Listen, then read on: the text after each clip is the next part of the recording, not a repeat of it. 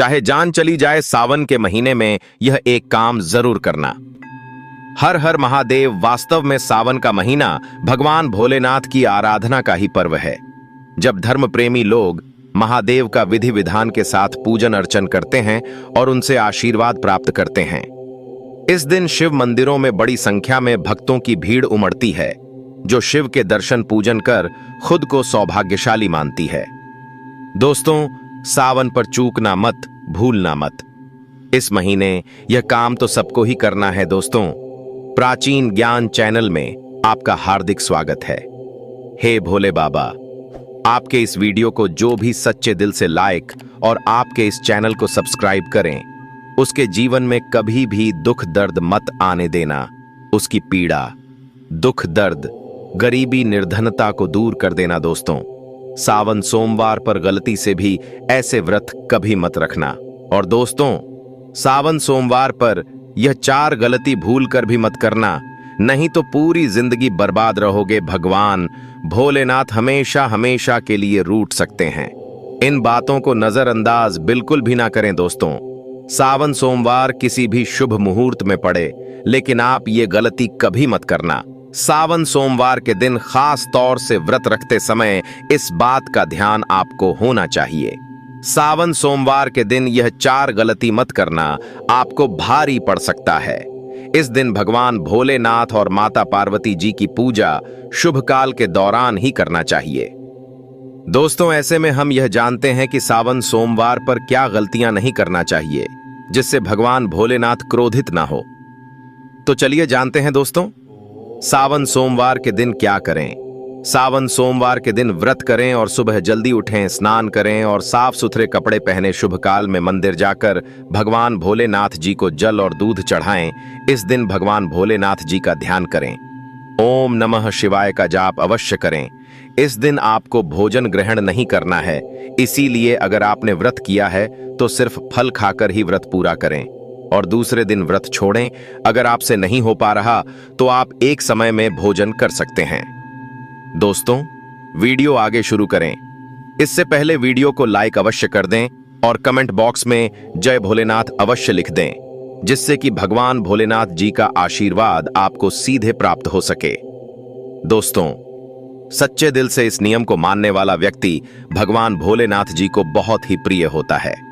दोस्तों, अब बात करते हैं सावन सोमवार के अवसर पर आपको क्या गलती नहीं करना चाहिए, जिससे भगवान भोलेनाथ क्रोधित ना हो।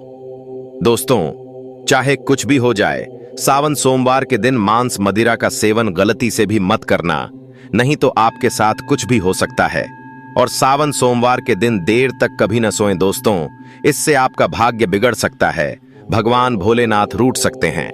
सावन सोमवार के दिन दाल चावल या गेहूं से बने पकवान नहीं खाना चाहिए। इस दिन आप सिर्फ फल, दूध, चाय और कॉफी ले सकते हैं। अगर आप भगवान भोलेनाथ जी को प्रसन्न करना चाहते हैं तो इस दिन काले कपड़े भूलकर भी मत पहनना। इस दिन जितना ज्यादा हो सके भगवा रंग, यह लाल रंग का ही कपड़ा पहने, बहुत ही शुभ और मंगलकारी माना जाएगा। इस दिन गलती से भी पति पत्नी शारीरिक संबंध भूलकर भी ना बनाएं, अन्यथा भगवान भोलेनाथ के क्रोध का सामना आपको करना पड़ेगा। इस दिन जितना ज्यादा हो सके दान पूर्ण करें। अगर भगवान भोलेनाथ को अगर खुश करना है तो यह बात गांठ बांध लें। दोस्तों, यह पाप कभी मत करना। सावन सोमवार के पावन अवसर पर शिवलिंग पर भूलकर भी ये चीजें मत चढ़ाना, नहीं तो जिंदगी भर आपको किसी बड़ी परेशानी का आपको सामना करना पेश सकता है।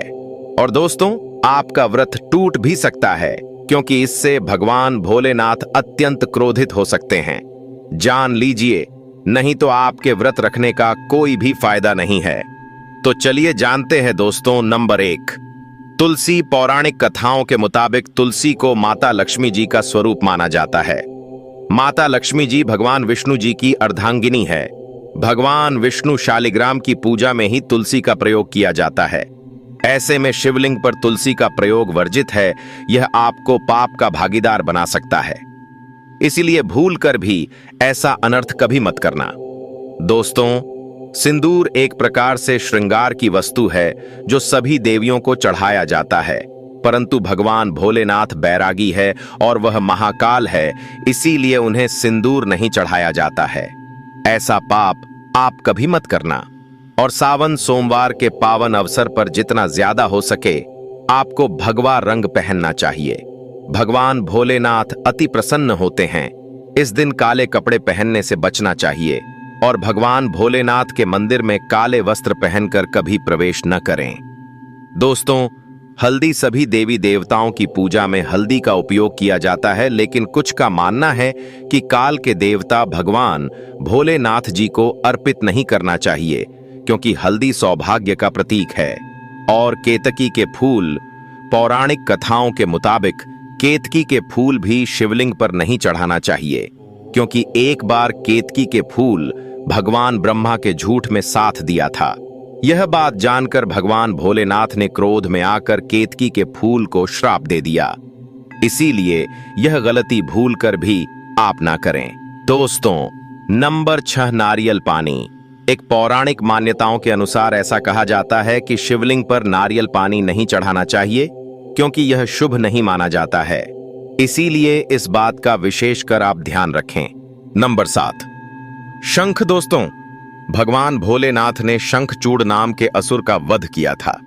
शंख को उसी असुर का प्रतीक माना जाता है जो भगवान विष्णु का भक्त था।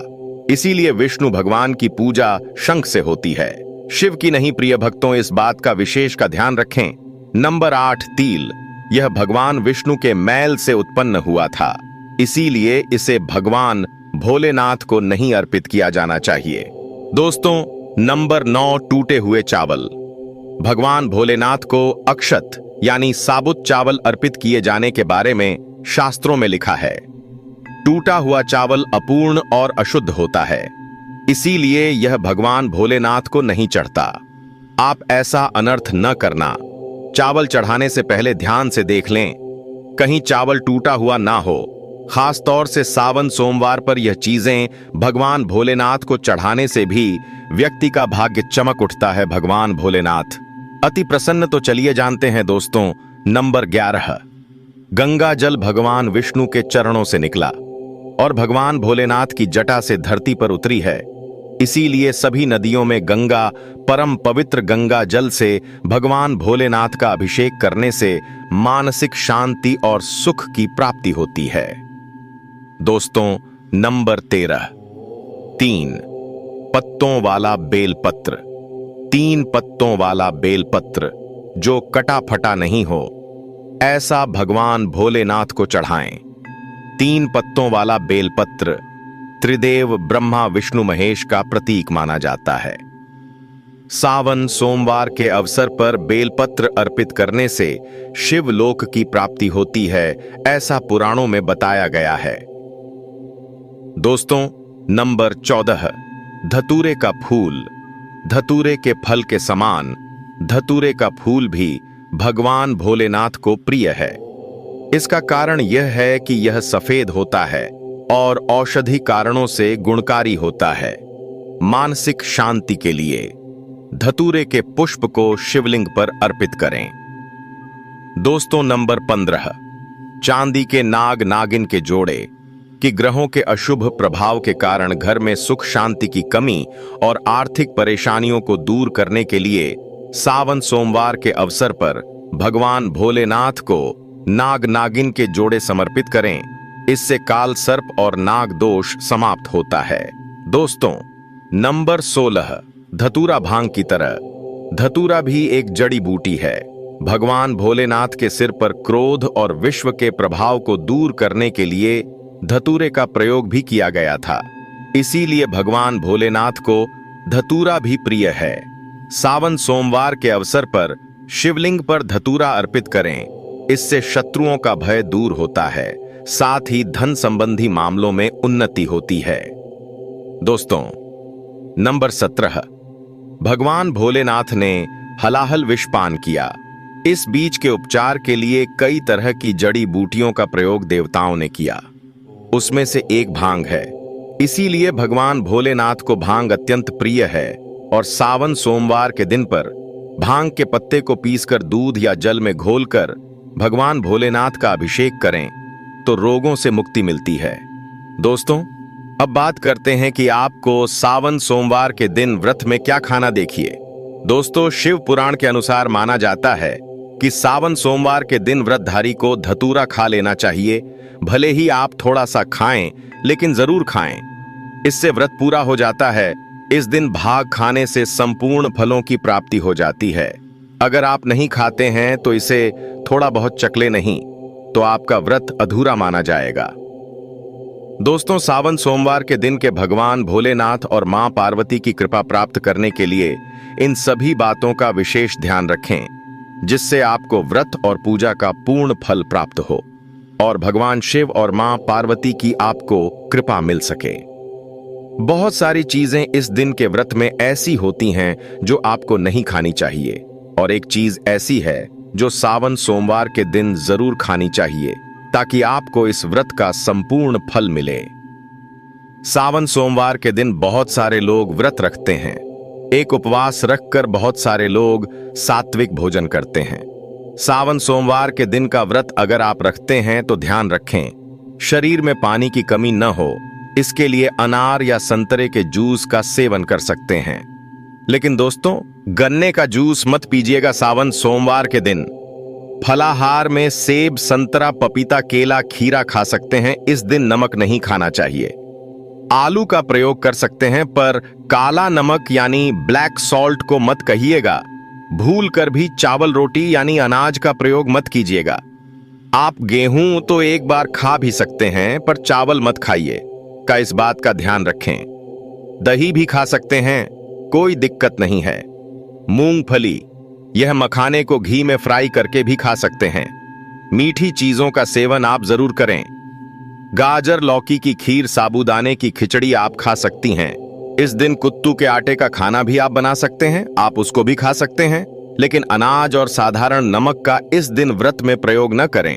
सेंधा नमक का प्रयोग कर सकते हैं। लहसुन, प्याज, मदिरा, मांस भूलकर भी मत खाएं, वरना आपके व्रत का फल आपको कुछ भी नहीं मिलेगा।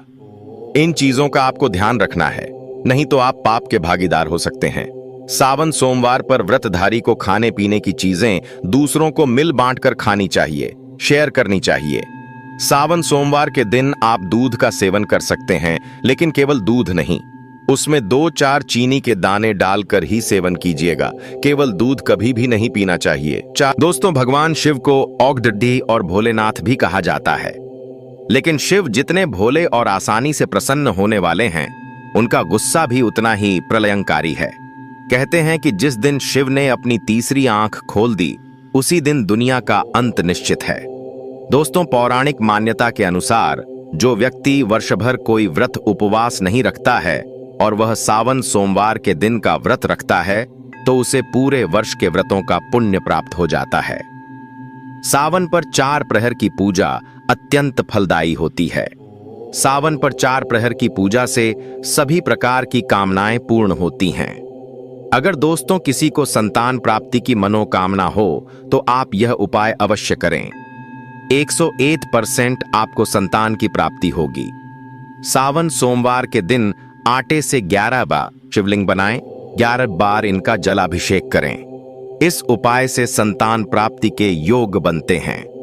अगर दोस्तों आपकी कोई मनोकामना हो तो सावन सोमवार के दिन पर 21 बिल्व पत्रों पर चंदन से एयूएम नमः शिवाय लिखकर शिवलिंग पर चढ़ाएं। इससे इच्छाएं पूरी हो सकती हैं। अगर विवाह में अड़चन आ रही है तो सावन सोमवार के दिन शिवलिंग पर केसर मिलाकर दूध चढ़ाएं, जल्दी ही विवाह हो सकता है।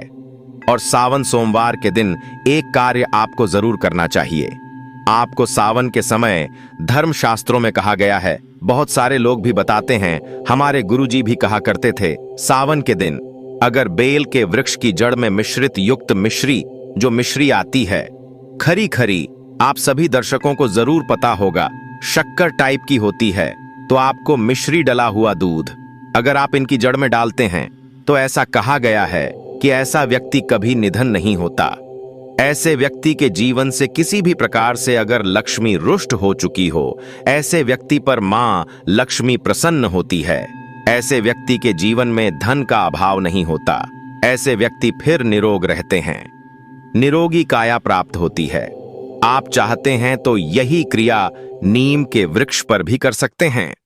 नीम के वृक्ष पर माता लक्ष्मी निवास करती है, समस्त दैवीय शक्ति निवास करती है नीम के वृक्ष में। अगर आप जो है सावन के शुभ मंगल दिनों में आपको एक गिलास या सामर्थ्य के अनुसार तांबे के लोटे में आपको दूध डाल करके इनके अंदर जो है अभिषेक करना चाहिए कि जड़ में डालना चाहिए। आपको मीठा दूध ही डालना है, मिश्री मिला हुआ दूध आपको चढ़ाना है, इनकी जड़ में डालना है और गरीबी मिटाने की प्रार्थना करनी है। या फिर जिन लोगों पर कर्ज का भार है वह लोग बोल सकते हैं कि हमारे कर्ज का भार दूर हो जाए हो, या फिर जीवन में जो किसी भी प्रकार की जो परेशानी है वह परेशानी भी बोल दे। तत्काल यह वृक्ष समाप्त करते हैं और आपको इसे छू करके आ जाना है। हिंदू पंचांग के अनुसार इस बार सावन का महीना 11 जुलाई 2025 दिन शुक्रवार से शुरू होगा। पूर्णिमा तिथि 11 जुलाई शुक्रवार को सुबह 2:06 पर समाप्त होगी और इसके बाद प्रतिपदा तिथि प्रारंभ हो जाएगी।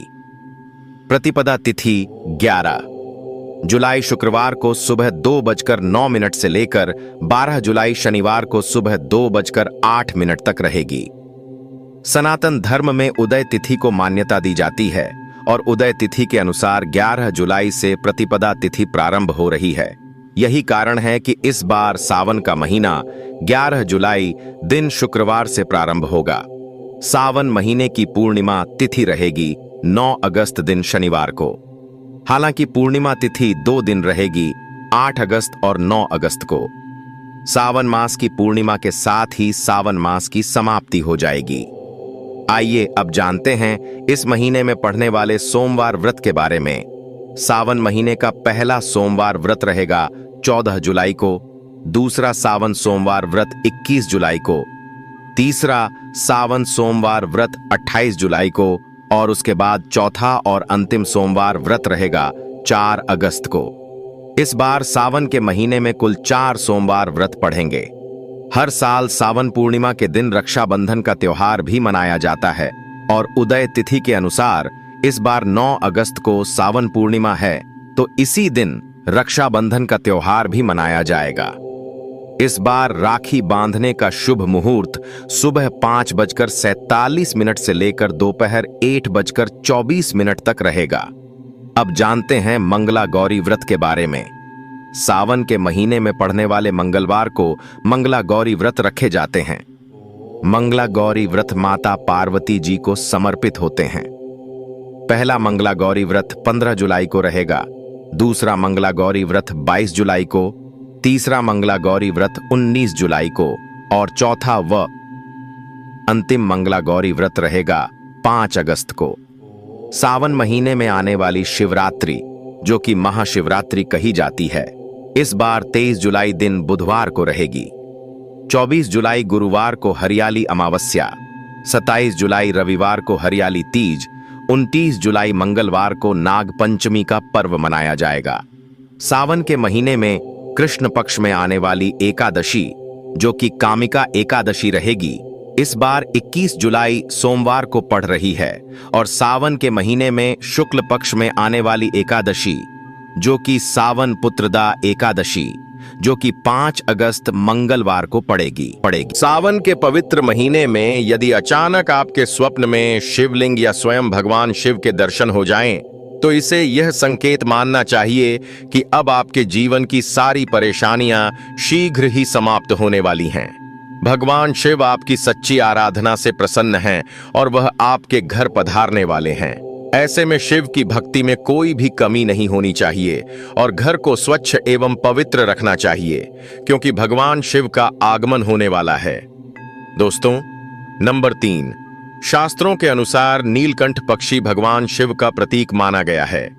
यदि आपके घर की छत पर सावन के महीने में नीलकंठ आकर बैठ जाए तो उसे भूलकर भी न भगाएं, क्योंकि यह अत्यंत शुभ संकेत है और यह दर्शाता है कि भगवान शिव आपकी भक्ति से प्रसन्न हैं। शास्त्रों में कहा गया है कि यदि नीलकंठ मनुष्य के घर पर आकर बैठ जाए तो यह साक्षात महाशिव के आगमन का सूचक होता है। अब आपके बुरे दिन जाने वाले हैं। कहा जाता है कि श्री राम ने भी रावण पर विजय प्राप्त करने से पहले नीलकंठ के दर्शन किए थे। दोस्तों, नंबर 4, सावन के पवित्र महीने में यदि अचानक घर में काला सांप दिखाई दे तो यह भी अत्यंत शुभ संकेत माना गया है। इसे भूलकर भी न मारें, क्योंकि यह भगवान शिव के आने का संकेत होता है, जिनकी भक्ति से प्रसन्न होकर महादेव विशेष अवसरों पर ही अपने दर्शन देते हैं। सावन का महीना अत्यंत पवित्र माना गया है। इसी महीने में भगवान शिव पृथ्वी पर आते हैं और उस घर में वास करते हैं जहां सच्चा भक्त रहता है। स्वप्न में किसी मंदिर में नाग नागिन का जोड़ा दिखाई देना भी बहुत शुभ माना गया है और यह भी शिव के आगमन का संकेत माना गया है। दोस्तों, नंबर 5, यदि सावन के सोमवार को अचानक डमरू या मंदिर की घंटियों की ध्वनि सुनाई दे तो यह अत्यंत शुभ और दिव्य संकेत होता है। यह दर्शाता है कि भगवान भोलेनाथ आपसे प्रसन्न हैं और अब शीघ्र ही आपके घर और जीवन में प्रवेश करने वाले हैं, जिससे आपकी आर्थिक समस्याएं दूर होंगी और सुख समृद्धि का आगमन होगा। महादेव आपसे प्रसन्न हैं। दोस्तों, क्या आप जानते हैं कि सावन के इस पावन समय में मंदिरों में घंटी क्यों बजाई जाती है या ताली क्यों बजाई जाती है? शंकर जी के मंदिर में घंटी बजाना या ताली बजाना एक विशेष महत्व रखता है। पुराणों के अनुसार जब आप मंदिर या घर में गरुड़ घंटी बजाते हैं और शिव महापुराण या लिंग पुराण का जप करते हैं तो उस क्षण जितने भी तीर्थों पर लोग साधना कर रहे होते हैं, जितने लोग तपस्या में लीन होते हैं, जितनी पुण्यात्माएं किसी भी रूप में भक्ति कर रही होती हैं, उनका समस्त पुण्य उस पल घंटी के नाद से आपके खाते में चला आता है। शंकर जी के मंदिर में ताली का नाद किया जाता है और कहा गया है कि जो भी व्यक्ति मंदिर में भजन कर रहा हो, साधना कर रहा हो, अभिषेक कर रहा हो, पूजन कर रहा हो, उसकी साधना का पुण्य भी 3 बार ताली बजाने से आपके भाग्य में जुड़ जाता है और वह पुण्य खींचकर आपके जीवन को प्रबल बना देता है। ऐसा लगता है जैसे आप शंकर को रिझा रहे हों और वे निश्चित ही कृपा करेंगे। घर में गरुड़ घंटी का नाद करना चाहिए, इसलिए बच्चों को खेलने के लिए यह घंटी नहीं दी जाती, क्योंकि जब गरुड़ घंटी का नाद होता है तो सारे पुण्य हमारे खाते में आते हैं। यह कोई साधारण घंटी नहीं होती। इसे पूजन, स्मरण और भजन के समय ही बजाना चाहिए, इसलिए इसे हर समय नहीं बजाया जाता। और आपसे भी विनम्र निवेदन है कि जब भी मंदिर में जाएं तो घंटी का नाद प्रेम पूर्वक करें, न कि जोर जोर से बिना सोच समझ के बजाएं। कई बार लोग मंदिर का पट बंद होने के बाद भी घंटी बजा देते हैं, जिससे दोष लगता है। यदि भगवान मंदिर में विश्राम कर रहे हों तो उस समय घंटी बजाना घोर पाप माना गया है। जहां ब्राह्मण, विद्वान, साधक, संत और साधु उपस्थित हों और मंदिर बंद हो तो घंटी के नीचे लगे रस्से को ऊपर बांध दिया जाता है ताकि कोई गलती से भी उसे न बजा दे। अगर भगवान विश्राम कर रहे हैं, सो रहे हैं, निंद्रा में हैं या पट बंद है, कुछ समय के लिए पट बंद होने का समय है और यदि उस समय घंटी का नाद हो जाए तो कहा गया है कि 11 ब्राह्मणों के भूखे रहने का दोष लग जाता है।